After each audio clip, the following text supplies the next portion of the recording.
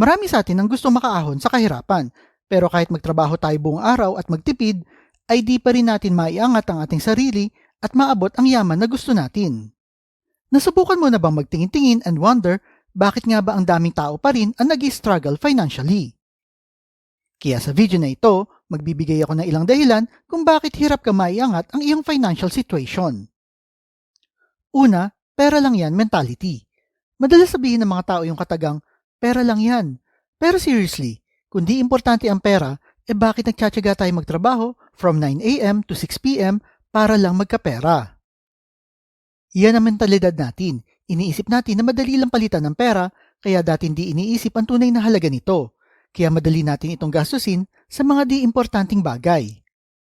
Para sa akin, ang pera ay hindi lamang isang gamit sa pagbili ng mga bagay na gusto natin. Ito rin ay isang tool upang makamit natin ang ating mga pangarap at layunin sa buhay. Kapag meron tayong sapat na pera, mas nagiging malaya tayong upang gawin ang mga bagay at makapagdesisyon sa mga bagay na mas makakabuti sa atin at sa ating mga mahal sa buhay. Laging tandaan na money cannot buy happiness, but it can buy you freedom to do whatever you want and be happy. Ang pangalawa, akala mo alam mo na ang lahat pagka-graduate mo. Anong ibig sabihin nito? Let me explain. Akala kasi natin na kapag nakapagtapos na tayo ng kolehiyo at nakagraduate na, ay tapos na rin ang pag-aaral natin at alam na natin ang lahat. Pero sa katotohanan, dito pala nagsisimula ang tunay na aral tungkol sa buhay. Ito ang madalas na pagkakamali ng karamihan, kaya nga the rich is getting richer and the poor is getting poorer. Kasi yung mga mayayaman ay patuloy pa rin na ine-educate ang sarili nila. Patuloy nilang hinahasa ng mga mayayaman ang kanilang mindset at iniisip nila na magkaroon ng mas maraming paraan at ideas paano yumaman. Samantalang ikaw ay nakastuck lang kung ano ang natutunan mo noong nag-aaral ka pa. Kung iisipin mo, talo ka pa nga ng cellphone kasi taon-taon ito ay nag-upgrade samantalang ikaw ay nananatili pa rin sa nalalaman mo hanggang ngayon. Ang pangatlo, may emotional attachment ka sa hyperreality. Ano ba tong hyperreality na ito? Ito yung mga goody-goody na bagay na ay naakala mong totoo pero di naman talaga. Ito ay isang simulation ng realidad na sobrang effective kaya inaakala mo na ito ay totoo at ginagawa mo itong parte ng buhay mo. Isang malaking halimbawa dito ay ang entertainment. Pwedeng ang favorite sport team mo o yung favorite telenovela mo.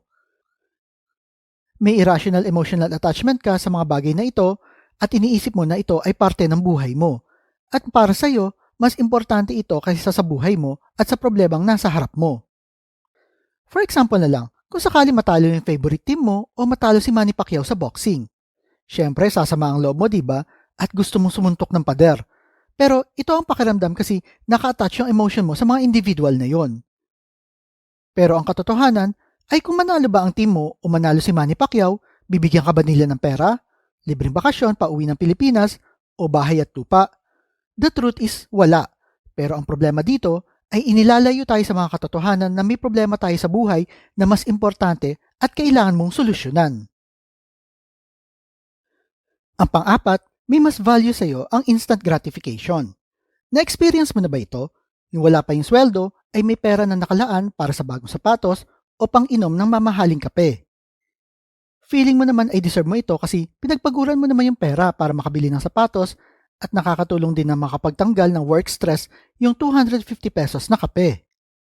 Wala naman masama mag-enjoy paminsan-minsan at tama rin naman na enjoy mo yung perang pinaghirapan mo, pero karamihan sa atin ay nauhulog sa pakiramdam na entitled tayo sa all the life's pleasure at immediate gratification.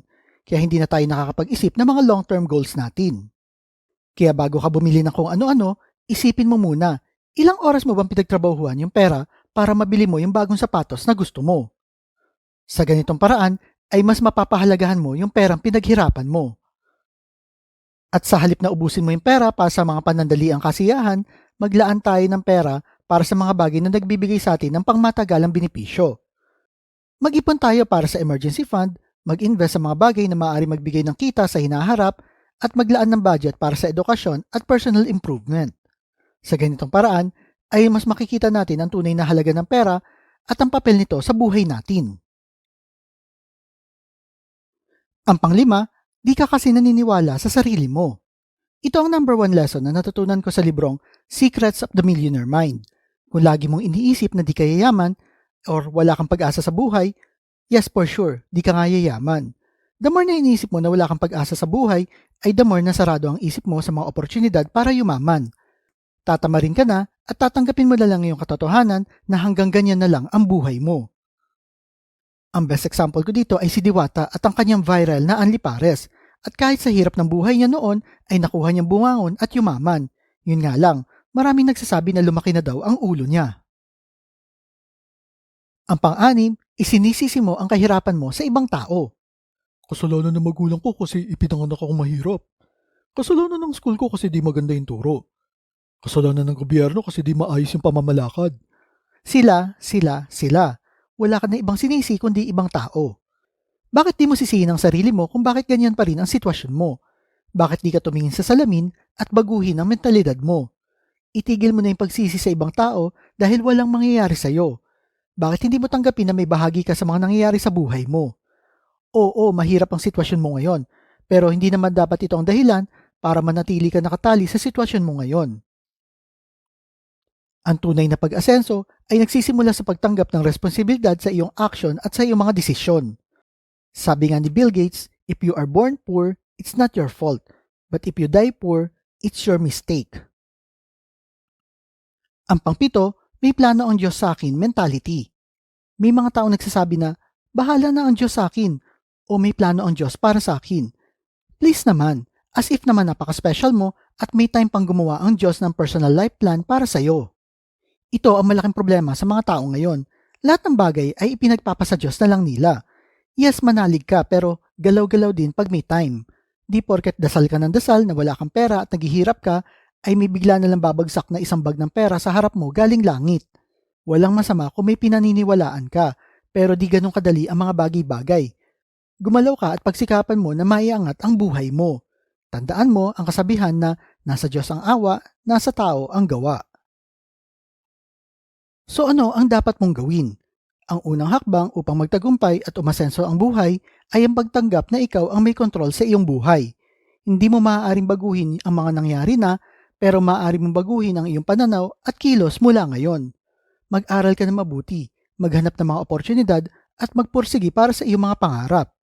Ang tagumpay ay hindi lamang tungkol sa swerte, kundi tungkol din sa determinasyon at pagsusumikap.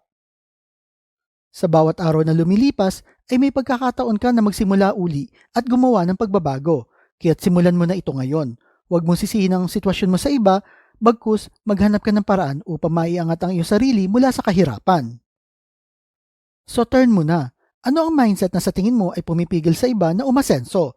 Type mo naman sa comment section below.